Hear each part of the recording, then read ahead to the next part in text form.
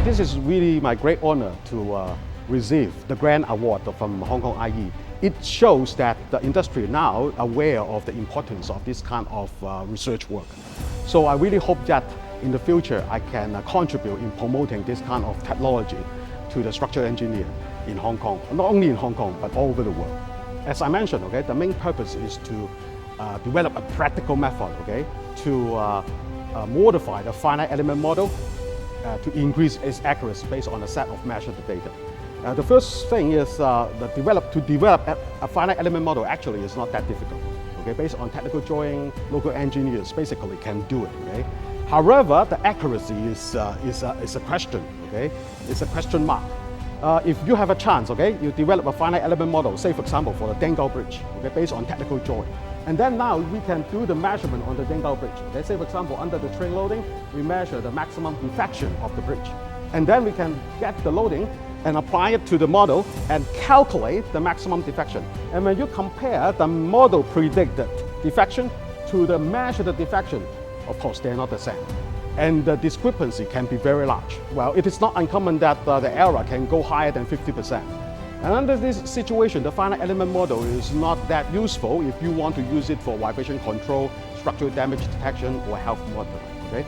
So our method is to now update the model. If you have a set of data, measured vibration data, we can use it to update the model, increase the accuracy. And also, one of the outstanding features in our proposed method is we follow the probabilistic approach. At the end, we are not only giving you the model, the updated model, we also tell you the uncertainty of the model.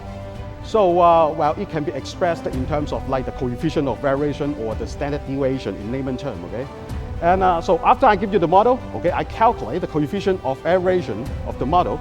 Well, if the coefficient of variation, say for example, the error is limited to like 1%, 2%, or even 5%, well, the client will be very happy to use the model. It's very reliable.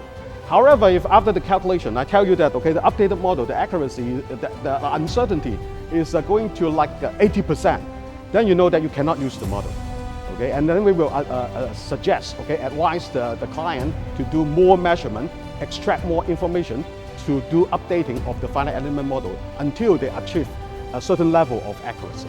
And also in this project, we developed the Markov chain Monte Carlo method that can help us to approximate the uncertainty without making some ad hoc assumption at the very beginning. It's about the type of distribution. And also with this Markov chain Monte Carlo, we can make use of parallel programming and to significantly reduce the computational time required for the model updating process. Well, there are a lot of challenges in the implementation of this project. A lot of technical issues, just like some of them that I just mentioned, about how to quantify the uncertainty.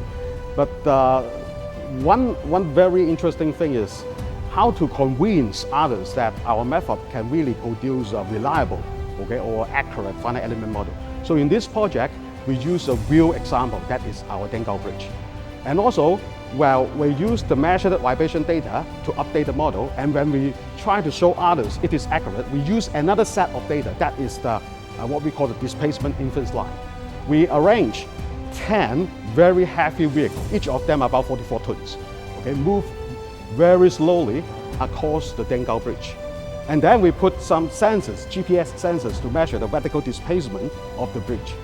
So that we can measure the displacement inference line of the bridge. And based on the updated model, we can also calculate the displacement inference line. So by matching this model predicted and measured displacement inference line, we can show people that the accuracy of the updated model. So the paper basically presents the result, which is very good.